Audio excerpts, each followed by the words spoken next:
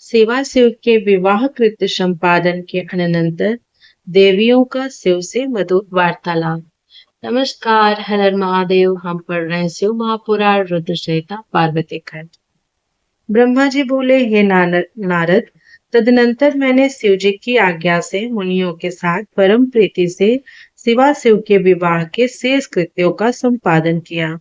उन दोनों के सिर पर आदर पूर्वक मांगलिक अभिषेक हुआ और ब्राह्मणों ने आदर के साथ उन्हें ध्रुव दर्शन कराया।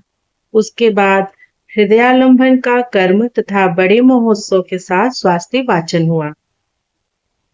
ब्राह्मणों की आज्ञा से शंभु ने शिवा की मांग में सिंदूर लगाया। उस समय गिरिजा अत्यंत अद्भुत अवर्णनीय रूपवती हो गई।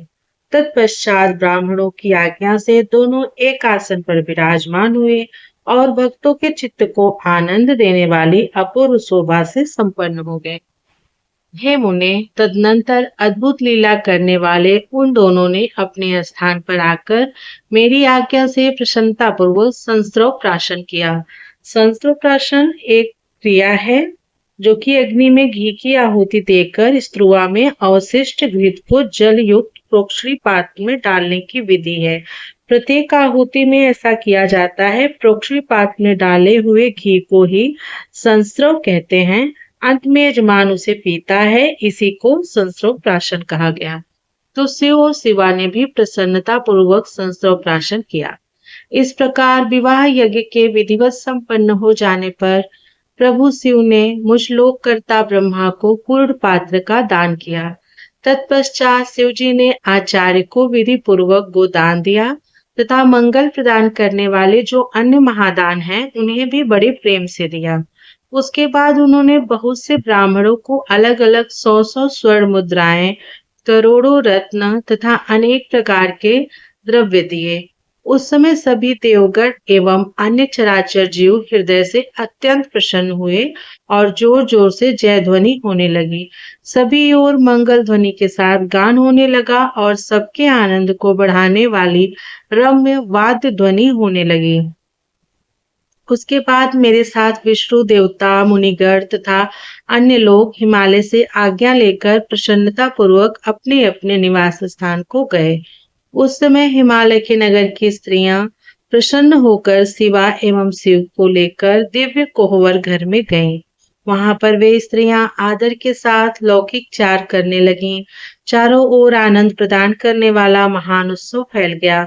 उसके बाद उन सब ने लोगों का कल्याण करने वाले उन शिवा शिव को महादिव्य निवास स्थान में ले जाकर प्रसन्नता पूर्वक लौकिक चार किया। तत्पश्चात हिमालय के नगर की स्त्रियां समीप में आकर मंगल कर्म करके दंपति को घर में ले गईं। वे जय जयकार ग्रंथि बंधन खोलने लगी करके उस समय वे कटाक्ष करती हुई मंद मंद हंस रही थी और उनका शरीर रोमांचित हो रहा था।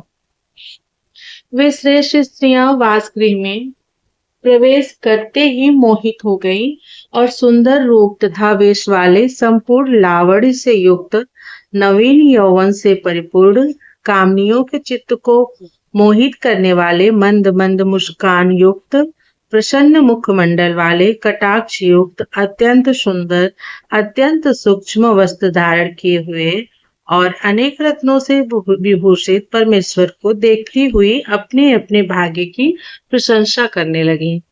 उस समय 16 दिव्य नारियां बड़े आदर के साथ इन दंपति को देखने के लिए शीघ्र ही पहुंच गए। सरस्वती, लक्ष्मी, सावित्री, जानवी, अदिति, सची, लोपामुद्रा, अरुंधति, अहल्या, तुलसी, स्वाहा, रोहिणी, वसुंधरा, सतरूपा, संज्ञा और रति ये देव स्त्रियां हैं। अन्य जो मनोहर देव कन्याएं एवं मुनि कन्याएं वहां स्थित थी उनकी गणना करने में कौन समर्थ है। उनके द्वारा दिए गए रत्न के आसन पर शिवजी प्रसन्नता के साथ बैठे। उसके बाद वे सब देवियां क्रम से मंद मंद हंसती हुई उनसे मधुर वचन कहने लगी।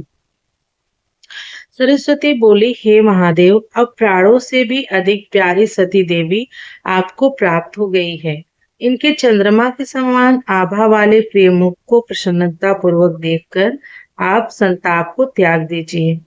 आप इस सती का आलिंगन करते हुए अपना समय व्यतीत कीजिए। सभी समय आपके आश्रित रहने वाली इस सखी से आपका वियोग नहीं होगा।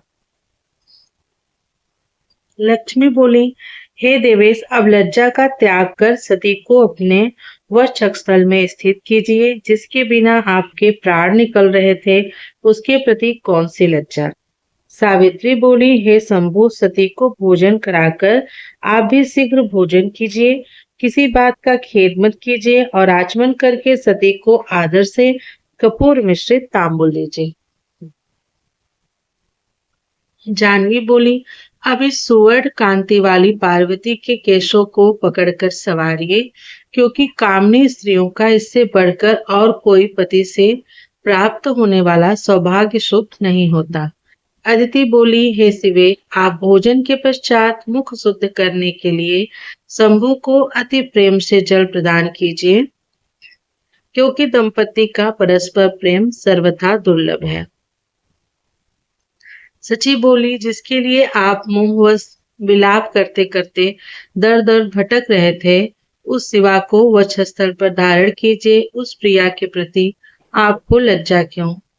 लोपामुद्रा बोली, हे शंकर, भोजन करके आप वासगृह में जाइए, यह स्त्रियों का व्यवहार है। आप शिवा को तांबूल देकर शयन कीजिए। अरुंधति बोली, हे शिव, मैं ना आपके निमित्त पार्वती को देना नहीं चाहती थी, किंतु मेरे बहुत समझाने पर उन्होंने पार्वती को देना स्वीकार किया।